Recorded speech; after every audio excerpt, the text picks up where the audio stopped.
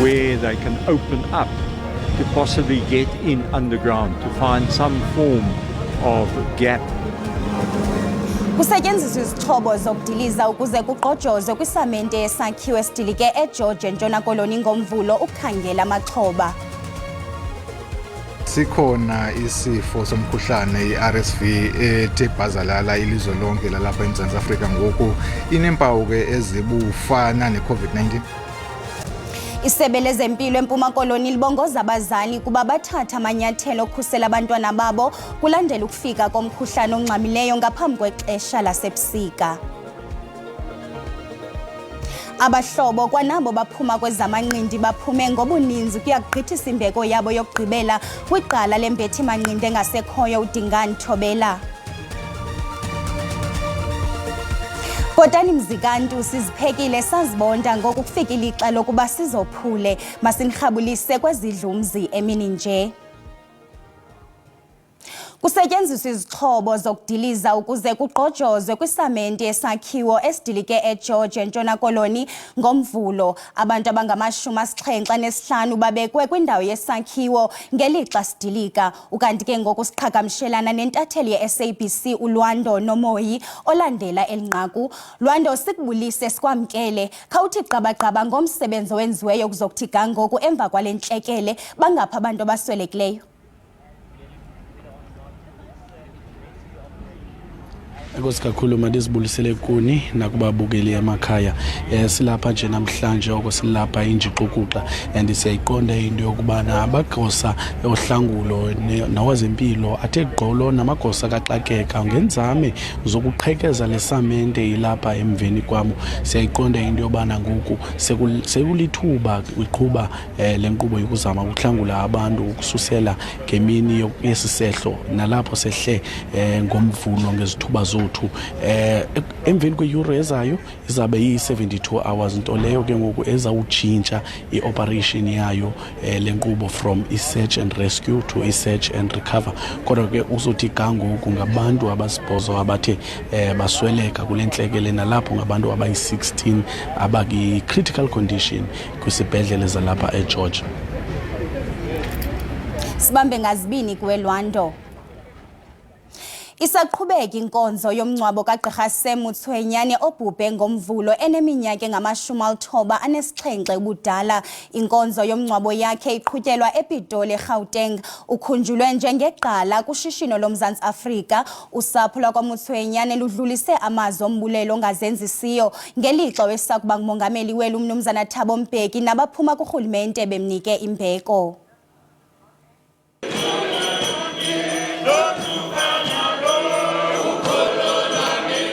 Libekwe kwikhaya lalo lokugqibela iqala lezoshishino uGqirha Samuel Motsuenyane obhubhe eneminyaka engama-97 ubudala. Ukhunjulwe ngegalelo lakhe kushishino lweli naseluntwini ngokubanzi. Owayesakuba ngumongameli weli uThabo Mbeki umkhumbule ngokuba wayengomnye wabaseki bequmrhu lezorhwebo iNAFCOC. Our country is blessed that Sam Motsuenyane was a member of the very first executive committee of NAFCOC, and later continued in this leadership echelon as president of the Federated Chamber for 24 years from 1968. The period in our country when NAFCOC was established was very challenging. Inkulu baphathiswa yaseGauteng uPanyaza Lisufi umnike imbeko ngokuthi avakalise amazwi ovelwano. Motsuenyane family, our pain and our presence here, we believe it will heal you and provide you with the necessary guidance to indeed agree that he was indeed a special person. Abo bazimase inkonzo yomncwabo baqhubekile bemnika imbeko ngegalelo ebenalo kweli nakuluntu ngokubanzi. uGqirha Sam Motsuenyane uphumle kwikhaya lakhe lokugqibela. Isebe lezempilo eMpuma Koloni libongoza abazali kuba bathatha amanyathelo okukhusela abantwana babo kulandela ukufika komkhuhlane ongxamileyo ngaphambi kwexesha lasebusika. Abazali baseGqeberha eMpuma Koloni baxhalabile ngezinga lokunyuka kwenani labantwana abaguliswa ngulo mkhuhlane. Kule krishi abantwana abaninzi bebegcinwe emakhaya ngenxa yomkhuhlana. Ukuhambisa ubushushu empumlo ezivuzayo zezinye iimpawu ezibonwayo.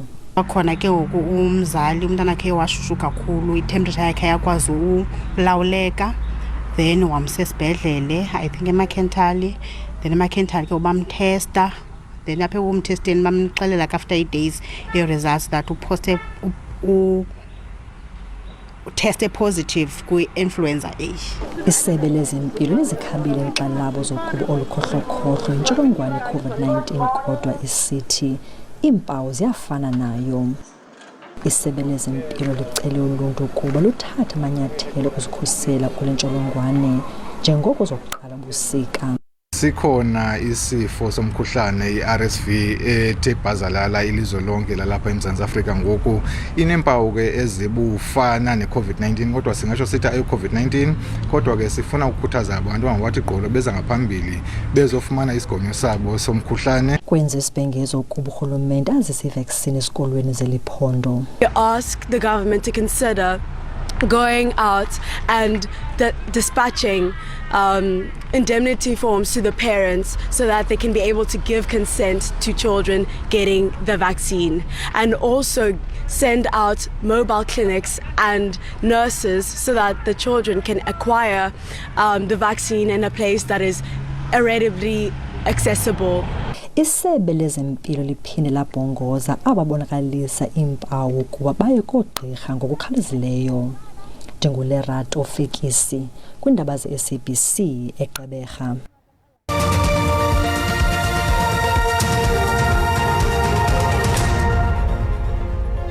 Sabukela indaba kwijelo i-SABC 1 yakwazi ke ukubukela kwakhona ezindaba kwikhasi le-YouTube ngokuthi SABC indaba zesiXhosa. Siyacela kuba xa ubukele ucofe ulike ze uba ukamcofa usubscribe sibongoza wenze njalo. Makhe siphinde sithi krwaqu kwinqaku lethu elitshotshe ntla emini nje. Kusetyenziswa izixhobo zokudiliza ukuze kugqojozwe kwisamendi esakhiwo esidilike eGeorge eNtshona Koloni ngomvulo. Abantu abangama-75 bebe kwindawo yesakhiwo ngelixa sidilika. Kwinqaku lethu lokuhlangulwa kwabasebenzi kwisakhiwo esidilikileyo eGeorge, abantu bathumele izimvo zabo kwikhasi lethu leWhatsApp. Kunyanzelekile uba kusetyenziswe ezaziqwangqululi bhayana ukubakhipha aba bantu ngoba nokokhiwa bhayana ezazakhiwa kusetyenziswa ama-brick force, so ukuqabulula ngezandla ngeke baze baphuma aba bantu bangaze babolele bhayana mazisetyenziswe. Kubuhlungu kakhulu lokho kwenzekile, ngithi nje dudu kakhulu kulabo abaswelekile noma labo ababonakale beshona kulesi sigameko kade besebenza. Sengathi nje kodwa ngingaqashelwa kakhulu indawo abasebenza ngaphasi kwazo kungabe indawo ezinobungozi. Ngicela nje ukuthi ngxe kwezantsapho ezazidilikelwe yila building mabalale ngoxolo konke kuzodlula. Angithathe leli thuba ngedlulisa amazwi enduduzo kuyo yonke imindeni elahlekelwe kulabantu abagqibeke kulesa sakhiwo. Ngithi siyezwelana nabo kakhulu ngokhanjelwa izihlobo nemindeni yabo. Kunzima George. Kunzima nyani.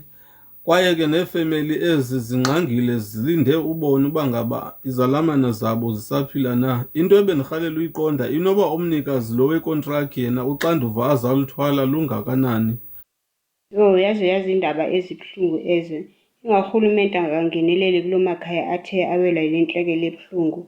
Kwaye futhi kuphanda ukuthi abantu bebesoka ngabe banazo na impepha zokoka bayakwazi na ukoka. Mna ndicela kuke kuphandwe abasebenzi aba ukuba ingaba bona banazo na incwadi ezokwakha. Ngisasazi ibuhlungu kakhulu lento yokudilekelwa kwabantu sesisakhiwo and ivisa kabuhlungu nyane, andiyazi mana kuyawuthi kube kanti bayakhushwa abantwana babantu neefamily zabo zazi bakwenzeka ntoni ngabo ziza kuthini. Umqashi ufanele ukuthwaliswa ixanduva lokudilika kwale building, abekwe netyala lokubulala ngokunganasini abantu abangaka, icacile i-inspection ibengenziwa kule building. Hayi yabona ndlela okunzima ngama eMzansi. Ngendlela engibona ngayo nje bafethu umhlaba uyabhubha, umhlaba uyagoqwa. Zini kakhulu egameka ezenzekayo ezimbi. Ukanti ke ezi zizimvo zababukeli nezingenanto yakwenza neSABC. Sihlabele Mgama ngomso ikomishoni ezimeleyo yonyulo kunye neqela lezopolitiko umkhonto wesizwe azaqubisana kwinkundla yomgaqo siseko. Le nkundla yeyona iphezulu kwelithwaliswe uxanduva lokuba ithatha isigqibo esipheleleyo ngokuba kuyahambiselana kusinina nomgaqo siseko ukuba ngumgqatswa kukamnumzana Jacob Zuma. Oku kuza kunceda ukucacisa kolunyulo lwale nyanga nakwilixa elizayo. I am left with no option but to commit Mr. Zuma to imprisonment with the hope that doing so sends an unequivocal message. In this, our constitutional dispensation, the rule of law and the administration of justice prevails. NgoJune ka-2021 umnumzana Jacob Zuma wathi nka ngesigwebo senyanga ezili-15 eqhamele ngenqindi entolongweni yinkundla yomgaqo seko ngokudelela umyalelo wayo wokuba avele phambi kwekomishoni kaZondo eyayiphanda ukubanjwa ngoqhoqhoqho kombuso. Wanikwa ingqawulo yokugula kwalandela inyathelo lenkundla ze wazuza kwinyathelo likamongameli lokucutha isigwebo kumabanjwa athile, nto leyo yathetha ukuba uthothoze inyanga ezintathu kuphela kwisigwebo sakhe. Kwiminyaka yalandelayo uZuma ube phambili ekusekweni kwe-MK de wangumgqatswa ophambili kuyo. Isigwebo sakhe senyanga ezili-15 siphinde savela ngethuba kukho abakukhabayo kwangumgqatswa kwakhe kulunyulo siyakulo. That prison sentence started in July of 2021 and ended in October of 2022. And that, because it only ended in 2022, he is disqualified for the next 5 years. So he can only become a member of parliament after the 5 years is up, which is about 2028 or 2027. Umnumzana Zuma wabhena ngempumelelo ekuguzulweni kwakhe kwinkundla yezonyulo. Yilo mpumelelo ebangele i-IEC ibhenele kwinkundla yomgaqo seko ifuna ingcaciso phambi konyulo ekuthambekeni kwale nyanga. The outcome or in terms of the order of the court leaves a number of constitutional questions. And once there are constitutional questions, it's the apex court, which is the constitutional court, that must give the clarity, the understanding that is desirable. We believe that the separation of powers clearly would require that the sentence imposed by the court must be respected at all times, that the effect of an executive decision, whether by a parole board or by the president in this case, for the purposes of reducing overcrowding in prison, simply means that the term of the sentence is reduced by executive decision, but it has no impact on the initial sentence. Kuyaso ngaliyo kulomba kuzakujijiswana ngawo. Kwinkundla yomgaqo seko kuphendulwe umbuzo wokuba ingaba umhlathi 47(1)(e) uyamchaphazela kusinina mnumzana Zuma. Lixesha elingaphaya kweveki abemibeli abahlala kumazwe ngaphandle beza kuvota kwizikhululo ezohlukeneyo kwihlabathi jikelele. UMzantsi Afrika lelinye lamazwe ambalwa kwilizwekazi Afrika elivumela abemi bangaphandle kuba bathathe inxaxheba kunyulo. Ilungelo elalwelwa nzima lokuvota kwabo bangaphandle kwelizwe unyulo lwalonyaka olulindeleke ukuba ibe luqhubiswano olujongwe ngamehlo abomvu. I-IEC kwazile ukunyusa iphepha lovoto ngokungqamene nabo baza kuvota bengaphandle kwelizwe. In London, which is the biggest voting station, we have over 23,000 people who will vote there. The Commission has authorized 2 days of special voting on Saturday the 18th and Sunday the 19th in order to deal with the sheer number of people. That station will also close at 9 o'clock instead of 7 o'clock. Similarly, our mission in New York and our mission in Washington, D.C. will also close at 9 o'clock. Kananjalo ikomishoni ezimeleyo yonyulo ibalule ukuba izilungele inkqubo zonyulo. We maintain liaison with political parties like we do in the country. Ukanti ke i-IEC qaphele ukunyuka kwinani labavoti bangaphandle ngenxa yamanyathelo abawathabathileyo enguqu kwezomthetho nawokuvula iqonga lokuvota ngobuxhakaxhaka bale mihla. There are in total 78,000 people who will be voting by special votes abroad. That is a huge improvement from the 28,000 people that we had in 2019. Lo gama ikomishoni ezimele yonyulo ye-IEC kunyazise ngokusesikweni eminye imibutho ukuba ibe liliso kunyulo lwaseMzantsi Afrika. Ngoku masithithi xada kumagqabantshintshi ezithe zaqaqamba kwihlabathi. Kusele ubutyobo emva kokusiphuka kwendonga nophahla kudidikhu lwevenkile ePortage eMichigan yaseMelika. My people actually were very lucky because if you look next door, the roof is completely caved in. It did not fully cave in on this end. Izichotho nezitshingitshane zintlithe amazantsi eMichigan nokukhokhelela inkulumbuso ibhengeze esi sixeko njengesithwaxwe yintlekele. Waqu eMexico amabanjwa angekagwetywa alungiselela ukuvota ngaphakathi kogcino labangekagwetywa. Angaphezu kwamakhulu amabanjwa avotileyo kunyulo lobongameli namalungu epalamente abaphathiswa namasekela. Qakatha qelele eBolivia namhlanje kubhiyozela usuku lwenkamela ngomboniso wabo bonke abachaphazelekayo kwimveliso. Kumazantsi eMelika zingaphezu kwezigidi ezintathu iinkamela avakalise okwamagosa phezulu eBolivia. Xa sikwela ingqokoqo umdyarho wezinja ukhula umhla nezolo eChina.